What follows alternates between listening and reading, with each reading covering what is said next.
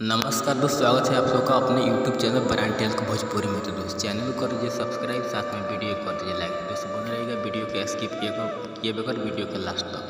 दोस्त आपको बता दें कि भोजपुरी इंडस्ट्रीज के सुपरस्टार गायक अभिनेता प्रदीप पांडे उर्फ चिंटू, भोजपुरी जगत के सुपरस्टार गायक अभिनेता प्रदीप पांडे उर्फ चिंटू, जिनका फिल्म मुझे कुछ कहना है। प्रदीप पांडे उर्फ चिंटू, काजल राघवानी, जिनका शानदार जोड़ी मुझे कुछ कहना है आपके नज़दीकी सिनेमा घरों में लग चुका है। राज मंदिर सिनेमा रामगढ़वा में, और अनुपम सिनेमा अरेराज में, ओमकार सिनेमा मीरगंज में, अंबर सिनेमा बिहारीगंज में। तो सबको बता दें कि फिर से एक बार सुन लीजिए, आपके नज़दीकी सिनेमा घरों में ये फिल्म लग चुका है। राज मंदिर सिनेमा रामगढ़वा में लग चुका है, अनुपम सिनेमा अरेराज में लग चुका है, ओमकार सिनेमा मीरगंज, अंबर सिनेमा बिहारीगंज में लग चुका है।